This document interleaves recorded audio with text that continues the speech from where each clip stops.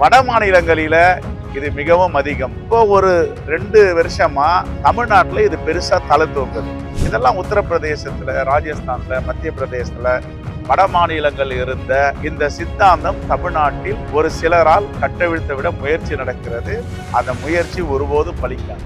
ஏதோ ஒரு செய்தி சொல்றீங்க, பின்னாடி பதுங்கி சொல்றீங்க, ஒரு குற்றத்தை கையில எடுத்துட்டு க்ளோஸ் பண்றீங்க. இதையும் மக்கள் பார்த்து கொண்டு இருக்கிறார். எல்லோரையும் கடிக்கலாம், குதறலாம், வாய்க்கு வந்த மாதிரி பேசலாம், வயது வரம்பு இல்லாமல் பேசலாம், இறந்து போன தலைவர்களை பற்றி கொச்சப்படுத்தலாம் அப்படின்றதெல்லாம் இந்த யுனைடெட் கிங்டம் யூகேவுடைய தேர்தல் முடிவுகளெல்லாம் அவர் யோசிக்கணும். அண்ணாமலை பேசுறார், காங்கிரஸ் கட்சி வைப்ரண்ட் ஆயிடுச்சு. நாங்க அரசியல் பேசுறோம், உண்மையை பேசுறோம், நேர்மையா பேசுறோம். அவர் ஒரு தனிநபர் தாக்குதல் பண்ணாரு. காங்கிரஸ் கட்சிக்காரங்க எல்லாம் இந்த தேச விடுதலைக்காக போராட்டம். ஒரு வார்த்தை பேசின தமிழ்நாடு முழுவதும் காங்கிரஸ் கட்சி வைப்ரண்டா பண்ணியிருக்காரு. காங்கிரஸ் கட்சியை வலிமைப்படுத்துவர் வந்து அண்ணாமலை தான். அவருக்கு நன்றி.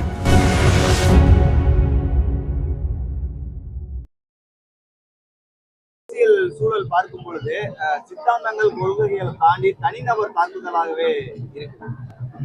இது எப்ப பாரதிய ஜனதா கட்சி RSS என்ற ஒரு சித்தாந்தம் வந்ததோ, ஒரு சமூகத்தை குறிவைத்து தாக்குவது, தனிநபர்களை குறிவைத்து தாக்குவது தமிழ்நாட்டில் குறைவு.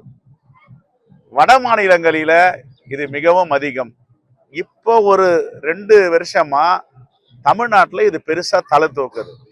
ஆனா தமிழ்நாட்டு மக்கள் இதை தலை தூக்க விடமாட்டார்கள். தமிழ்நாட்டு மக்கள் அதை பார்த்து கொள்வார்கள். இதற்கு முன்னதாக அதிமுகவினுடைய தலைவர்கள், மறைந்த தலைவர்களாகட்டும், தற்போதைய பொறுப்பாளராகட்டும், இவர்களை மேல ஒரு தாக்குதல் நடத்தப்படுது. அதாவது விமர்சனங்கள், அரசியல் அதை தவிர எதுவுமே தெரியாது. நாங்க கூட ஏறக்குறைய 40 ஆண்டுகளுக்கு மேல பொது வாழ்க்கையில இருக்கோம்.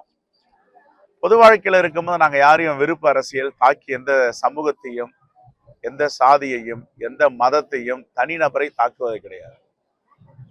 என்ன குறை நிறைகளை பேசுவோம், எதை செய்ய வேண்டும், எதை செய்யக்கூடாது என்று பேசுவோம். ஆனால் இவர்கள் உடைய பாரம்பரியம், சித்தாந்தம், தனிநபர் தாக்குதல். அடுத்தது வந்து ஆளை வச்சு தாக்குவாங்க. இப்ப இது ஆரம்பம் தானே, அடுத்தது ஆளை வச்சு தாக்குவாங்க. இதெல்லாம் உத்தரப்பிரதேசத்துல, ராஜஸ்தான்ல, மத்திய பிரதேசத்துல, வட மாநிலங்கள் இருந்த இந்த சித்தாந்தம் தமிழ்நாட்டில் ஒரு சிலரால் கட்டவிழ்த்து விட முயற்சி நடக்கிறது. அந்த முயற்சி ஒருபோதும் பலிக்காது. அப்ப குஜராத்ல இருக்க அந்த கான்லா துறைமுகம், முந்த்ரா துறைமுகம் அதானியோட துறைமுகம். அதானி யாருன்னு எல்லாருக்கும் தெரியும். அங்கிருந்து கிருஷ்ணாபட்டினம் துறைமுகம் யாருடைய துறைமுகம்? அதானியுடைய துறைமுகம். இவர்கள்லாம் யாருக்கு நெருக்கமானவங்க தெரியும். அங்கிருந்து தமிழ்நாட்டுக்குள்ள இந்த போதைப் பொருட்களை விடுறாங்க. இதை தமிழ்நாடு அரசு இரும்பு கரம் கொண்டு ஒடுக்க வேண்டும். சட்டம் ஒழுங்கு சரியில்லைன்னா கடந்த 10 ஆண்டுகளாக 1 வருடம் நானும் எடுத்து பார்த்தேன். கொலை, கொள்ளைகள், குற்றங்கள் இந்த 3 ஆண்டுகள்ல வந்து அதை ஒப்பிடும்போது குறைவா தான் இருக்கு. நானும் அதுக்குள்ள போக விரும்பல. ஆனா சரியா அப்படின்னா சரியில்லை. 0 கிரைமா கொண்டு வரணும். அதுதான் எங்களுடைய பார்வை, எங்களுடைய விருப்பம், எங்களுடைய வேண்டுகோள். ஆனா இது குறிவைத்து ஆட்சியாளரை தாக்கப்படுகிறார்களா என்பதை விட தலித்துகளை தாக்கப்படுகிறார்கள். இப்ப சந்தீப் ராய் ரத்தோர் யாரு? Commissioner of police. அவர் ஒரு தலித். அப்ப தலித்துகள்லாம் அதிகாரிகளா, ஒரு ஆளுமை மிக்க அதிகாரிகளா இருக்க முடியாதா? இப்ப ஒன்றிய அரசு, மோடியுடைய அரசுல நீங்க டெல்லியில போய் பாத்தீங்கன்னா எல்லாமே வந்து ஓபிசி யாருன்னு பார்த்தா ஒரு 2-3 பேர் தான் இருப்பாங்க. எஸ்சி யாருன்னு பார்த்தா ஒருத்தர் தான் இருப்பாரு. ஆனா 80-85 விழுக்காடுக்கு மேல ஓபிசியும் இல்ல, பிற்படுத்தப்பட்ட மக்களும் இல்ல, மிகவும் பிற்படுத்தப்பட்ட மக்களும் எஸ்சியில யார் உட்காந்துருக்காங்க. ஆனா தமிழ்நாட்டுல மாண்புமிகு முதலமைச்சர் ஒரு தலித் கிரேட்டர் சென்னை ஆணையாளரா இருக்குன்னா சந்தீப் ராய் ரத்தோரை போட்டார். அது எல்லோருக்கும் கண்ணு. இவன் போயிட்டு இது மாதிரி இடத்துல உட்காரலாமா? என்னென்ன வன்மத்தை பேசலாம்? அப்ப அப்படின்னா தலித் அதிகாரிகள் ஆளுமை மிக்கவர்களா?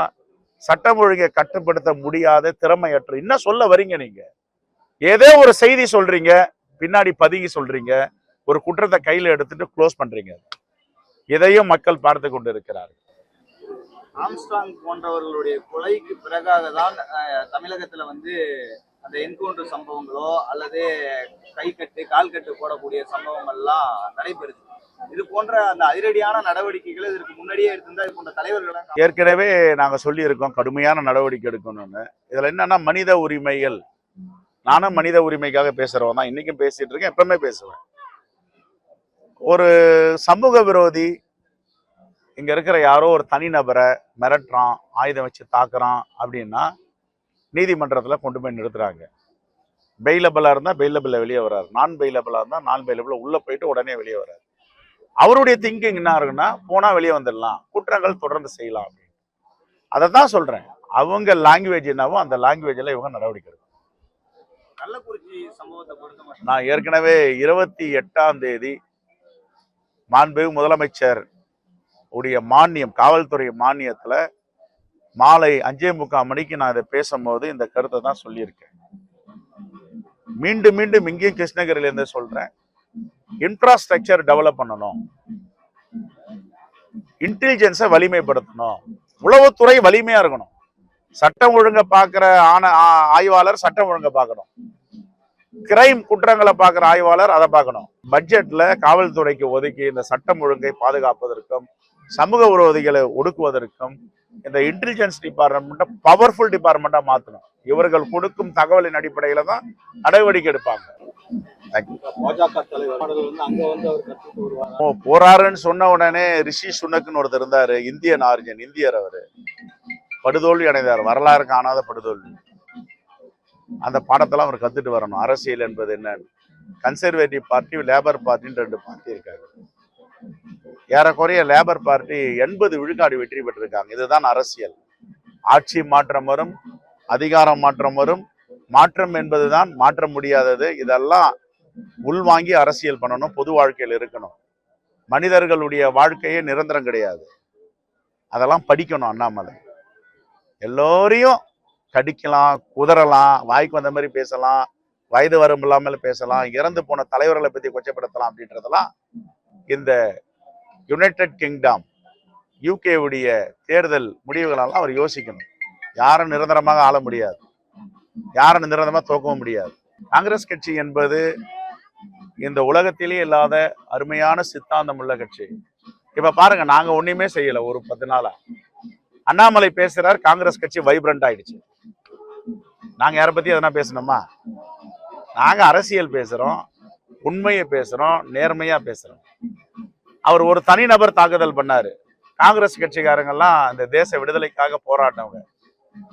தமிழ்நாட்டில் இருக்க காங்கிரஸ் கட்சியுடைய தோழர்கள், தலைவர்கள், கேடர்கள் எல்லாமே அவங்க அப்பா, அவங்க தாத்தா, அவங்க மூதாதையரும் சுதந்திர போராட்ட தியாகிகள், இந்த மண்ணை நேசிப்பவர்கள். ஒரு வார்த்தை பேசின தமிழ்நாடு முழுவதும் காங்கிரஸ் கட்சி வைப்ரண்டா பண்ணியிருக்காரு. இப்போ காங்கிரஸ் கட்சியை வலிமைப்படுத்துவர் வந்து அண்ணாமலை தான். அவருக்கு நன்றி. இதே மாதிரி என்ன தனிநபர் தாக்குதல் பண்ணணும், பேசணும், எங்க கட்சி வலிமை அடையணும். இது போன்ற செய்திகளை மேலும் தெரிந்து கொள்ள எங்களது யூடியூப், Facebook மற்றும் Twitter ஆப்களை சப்ஸ்கிரைப் செய்யவும்.